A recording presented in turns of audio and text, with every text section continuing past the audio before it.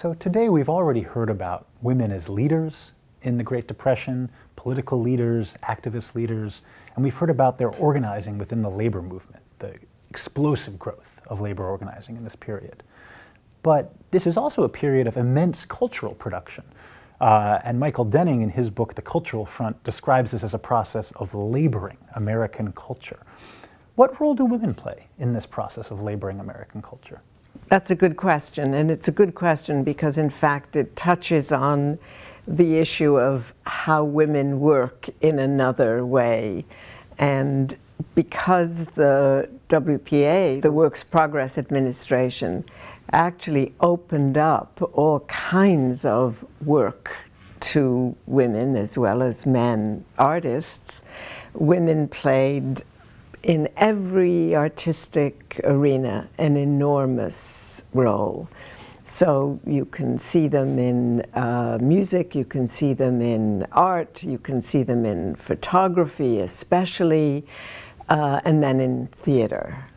Some of the best known women active in WPA projects were the photographers, Dorothea Lange and Bernice Abbott, among others. Yes, they were sent out sometimes by the Farm Security Administration, not just the WPA, to take photographs of ordinary people and how they were doing in life. And Dorothea Lange especially, whom Linda Gordon has written a wonderful biography of, was a figure who was noted for taking photographs that were evocative of poverty in rural areas, especially of the South and parts of the West. And while Dorothea Lange is taking photos of rural poverty, Bernice Abbott is working in cities. She is, and the photographs that she takes of children sometimes sitting on stoops, of the kinds of heart-rending ways in which children seem to be situated in isolation from their families are heartbreaking,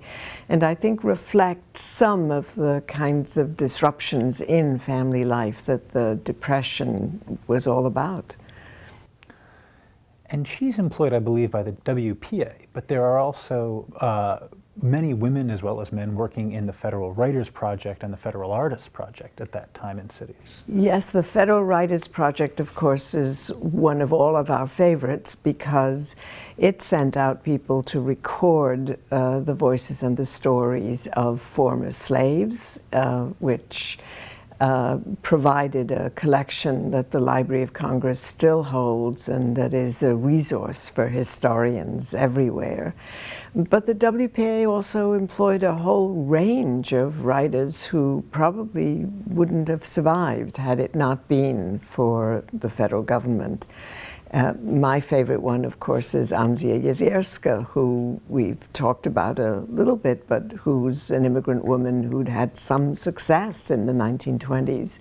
But by the 1930s, there was no market for her work anymore. Nobody wanted to read about poverty. Everybody wanted to overcome it.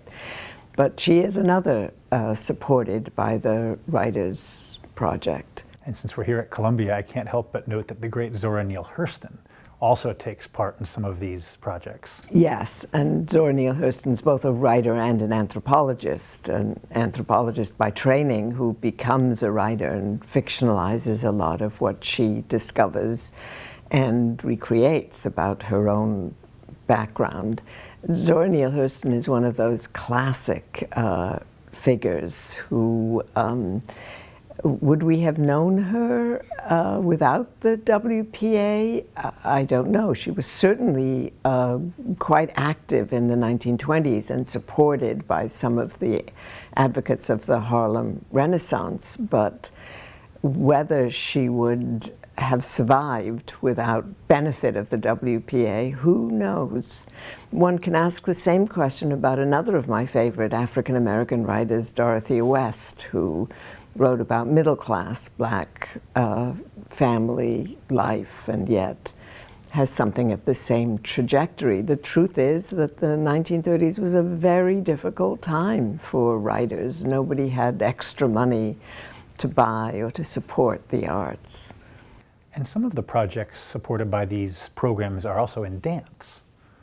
Yes, of course Katherine Dunham comes to mind immediately. Martha Graham's early years are in these years. Josephine Baker by now is gone. She's now living in France.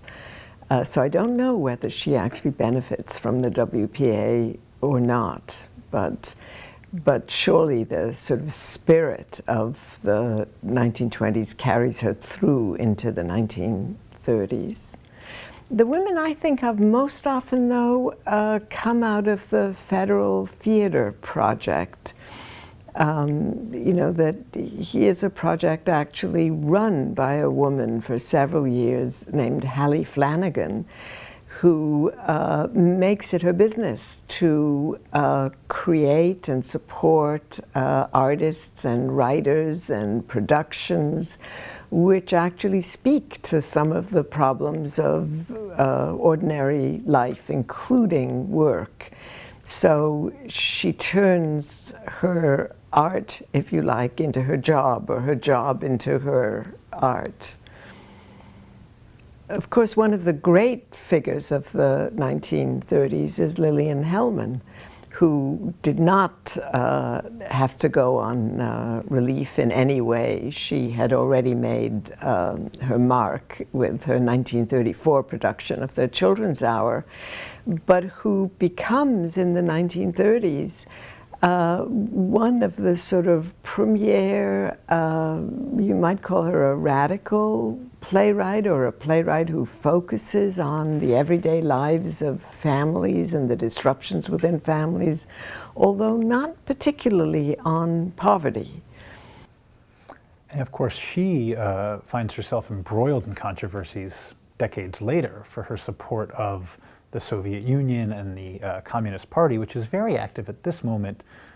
Indeed, Denning's term, the Cultural Front, is a play on the idea of a popular front promoted by the Communist Party in this period to advocate for a kind of broad leftist commitment, not just to social welfare, but also to social ideas in all realms of life. Yes, and of course Lillian Hellman, but many of the other artists supported by the WPA are themselves, you might say, left-wing in one way or another.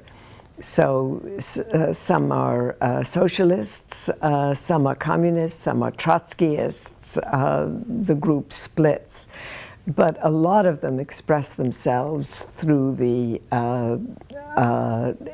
anger, I suppose you might say, towards what's happening in capitalist society.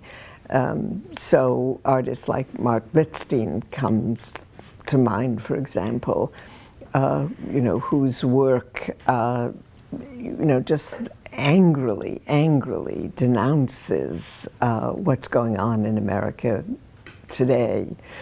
Hellman is one of those people denouncing capitalism, if you like, and she's associated with not, well, I suppose you could say she's associated with Popular Front culture. She moves a little further towards the communist Soviet Union at the time than many other people do. But almost all of the creative people of that period, and especially the creative women, Mary McCarthy, who becomes Hellman's enemy, comes to mind, but who is a Trotskyist, not a communist. The fights among them seem to be fights among small things, but the agreement that they have that there's something wrong with culture which is based on money and finance and greed and corruption is what they're all attacking. In a way, it's a remarkable thing to consider in our own time. An enormous outpouring of culture, all of these different media, supported by the federal government through many local agencies, actively advocating for what we think of today as radical causes, in a way.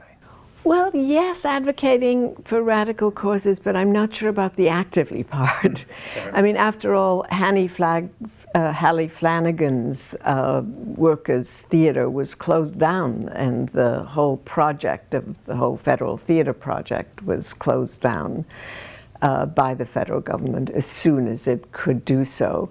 So my guess is that they were not thought of as radical. They were thought of as ways of supporting working artists, and that in itself was a radical activity of the federal government.